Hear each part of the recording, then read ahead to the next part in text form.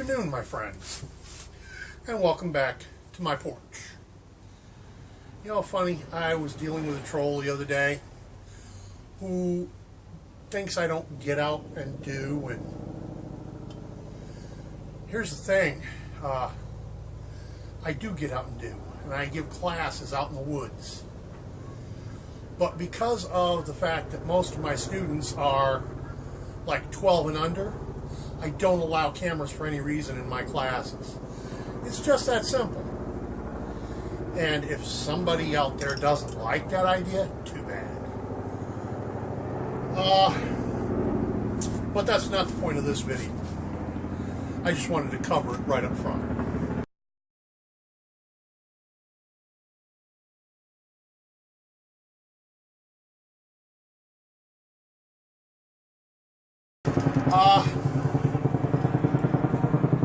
Here's the thing. The reason I came out here, yes, this is part of why I came out here to talk to y'all today. For this video, anyhow. I've heard a lot of people talking about dealing with being in bear country. And those that get any part of it right, that's all they get is part of it right. So, I'm going to take the time today, since I've spent a lot of time in bear country, I'm going to share some insight into being in bear country and not coming out as a bear's bowel movement. First thing you want to do is never be silent walking through bear country. Now, a lot of people are going to say, Embarado, you got no problem there, you got a big mouth. You're right, I do. But I don't speak while I'm walking in the woods, as a general rule of thumb. So I tend to leave something else to do the speaking for me. Now, you don't have to be loud. You don't have to be saying any given words. Yeah, I hear a lot of people say, well, you're walking in bear country, just holler, hey, bear. Well, yeah, that works. But for the same reason you don't rely upon help to get you help when you're in the woods, you blow on a whistle instead. The same thing holds true for hey, bear.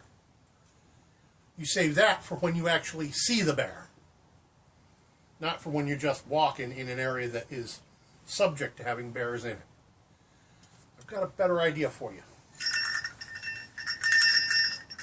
Some of you may recognize that. That is a Pistol brand bell. Yes, Pistol brand bell. I've got a box full of these things from God, so far back I can't even begin to think. I was working for a farmer who had, his dad had used to do sleigh rides in the wintertime. And I was a teenager when I was working for that farm. And the son of the guy that was running the place, it was his dad that did the sleigh rides back when he was a young man. So he was no longer running the farm. The young guy I worked for was.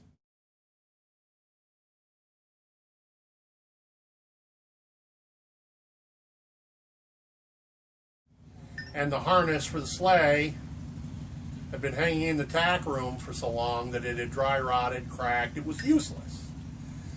And so one day he told me, take that out, take it out and toss it on the refuse pile. As you just thrown away? He says, yep. Don't need it anymore. We don't do sleigh rides. I said, you don't want to salvage any part of it? He says, nope. So I did. Salvaged the bells. Now, just for ha-has, a week ago when I was digging in the basement, and I found a few of these in that box, must be 2 dozen or so. I said, I wonder, I've always used one of these when I'm going walking in bear country. I wonder what it costs to buy them. So I went on eBay. $20 a piece for one of these things. Blew my mind. But again, this is not the reason for the video. I've always had one of these, and I'd either attach it onto the shoulder strap of my pack or onto my walking stick. I told you this was out here for a reason. I showed you this all in that video, the unboxing from Great American Survival, because it's got the threads to screw into the Spirit. There's the walking cane boot that goes onto it. for when you're walking on surfaces you don't want to mar up. And of course you don't want to mar up the threads because you need it. But you see this loop right here? It's a good place to attach the bell. But how would you attach the bell? Well, how about with a beaner? When you're walking up the trail, this will keep you from walking upon a bear unannounced. Because it's when you walk upon a bear unannounced and get within their fight or flight distance that you end up coming out as their bowel movement. And that will prevent it. And you don't have to run your mouth and wear out your voice. Now, when you get into camp and you want to go to sleep, I've told others this. Now, I'm sorry this is not going to work so well for the ladies. But it will work if they put their mind to it. The next trick you want to do is you want to mark out a territory. And you know, I've been going into bear country for decades and decades. I have never ever used an electric fence. I've seen several YouTubers prescribe that. Never had any need of it. All you gotta do is mark out a territory. So when you've picked out your campsite, where you want to put your tent, you pace out 20, 30 feet minimum. A little further would be better. And you go around in a circle around your camp at that distance. And every 5 feet you stop and you make yourself a scent mark. I don't think I need to explain that to most of you. Any of you who don't know, let me know in the comments. I'll send you a PM. But, like I said, every 5 feet make you a scent mark. And thus mark your territory. And trust me, your territory at this point will be so small, no self-respecting bear will bother crossing the line. They'll just go around you. Because bears, they don't want any part of humans. Now here's the part that's going to be a problem for the ladies. If you're in estrus, the bears may cross the line to come and take a sniff up close. Like I said, it could be a problem for the ladies. Gentlemen, I don't think I need to explain that term either.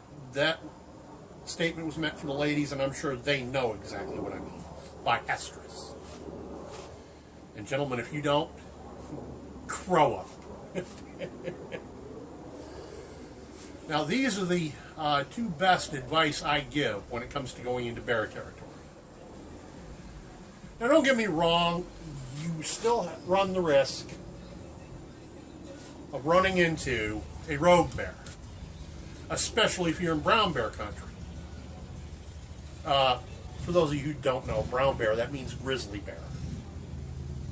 Okay? It encompasses both the standard grizzly found all up and down the Rocky Mountains and the Kodiak. I mean, these are which is a specific subset of the grizzly. And by subset, they are bigger and meaner. I've even had this tactic work on most polar bear. Had them just go right around my camp. I can't say as I've ever seen one cross the line and come into my camp. Never found any evidence, footprints, scat, anything to suggest they had.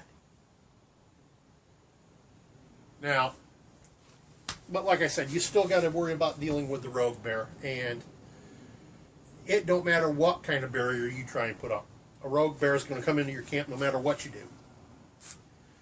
So there's the best advice I can give you, and you're just going to have to figure out the rogue on your own, because the only answer to stopping a rogue is a 308 or larger, right between the eyes. So, a little perspective from an old-timer. Peace out. By the way, don't forget to